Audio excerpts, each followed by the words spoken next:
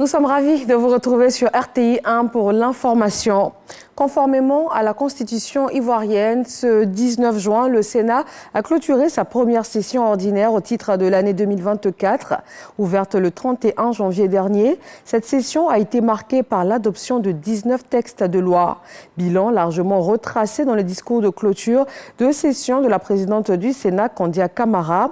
La séance est tenue en présence du haut représentant du président de la République, Gilbert Koné-Kafana.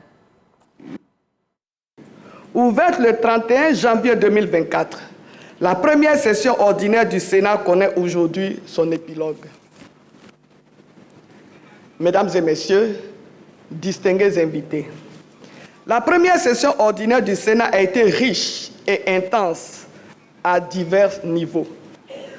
Au titre de sa mission principale, celle consistant à l'œuvre de législation, le Sénat a adopté 19 projets de loi, parmi lesquels le projet de loi portant exercice de la médecine, le projet de loi portant protection de l'éléphant en Côte d'Ivoire, le projet de loi modifiant la loi numéro 2019-574 du 26 juin 2019 portant code pénal, le projet de loi portant politique nationale d'endettement et de gestion de la dette publique, le projet de loi portant ratification de l'ordonnance numéro 2023-875 du 23 novembre 2023 relative à la lutte contre le blanchiment des capitaux, le financement du terrorisme et de la prolifération des armes de destruction massive.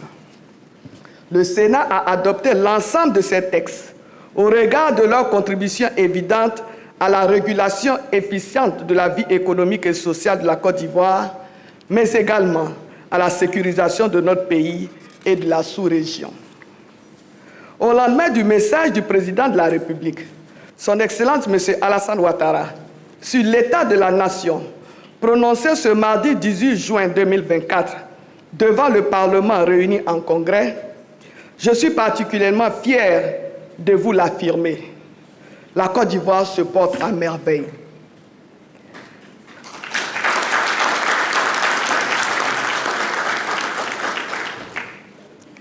Véritable maître d'orchestre de la renaissance de la Côte d'Ivoire, le président Alassane Ouattara, en seulement 13 années d'exercice du pouvoir d'État, a fait de la Côte d'Ivoire un champion d'Afrique sur tous les plans.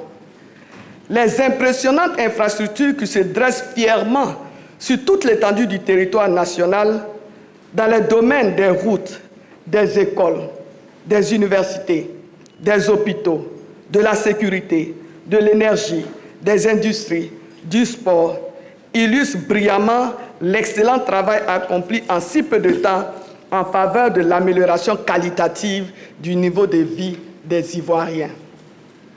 Sous le leadership du président Alassane Ouattara, la Côte d'Ivoire se porte à merveille. L'excellence des indicateurs économiques est une réalité. Sous le leadership du président Alassane Ouattara, la Côte d'Ivoire se porte à merveille. Le recul du niveau de pauvreté est une réalité. Sous le leadership du président Alassane Ouattara, la Côte d'Ivoire se porte à merveille. La sécurité à nos frontières et à l'intérieur de nos frontières est une réalité. Sous le leadership du président Alassane Ouattara, la Côte d'Ivoire se porte à merveille. Les Ivoiriens ne se regardent plus en chien de faïence. La cohésion sociale est une réalité. Sous le leadership du président Alassane Ouattara, la Côte d'Ivoire se porte à merveille.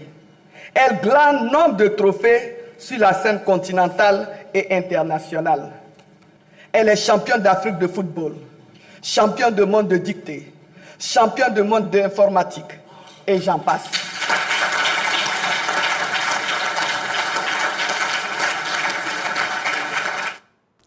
Et c'était là un extrait du discours de clôture de la présidente du Sénat, Kandia Camara.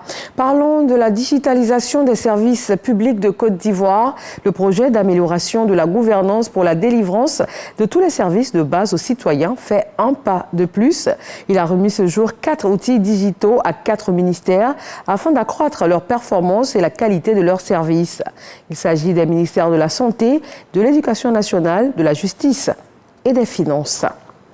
On termine en Afrique du Sud. Le président réélu Cyril Ramaphosa a prêté serment pour un second mandat.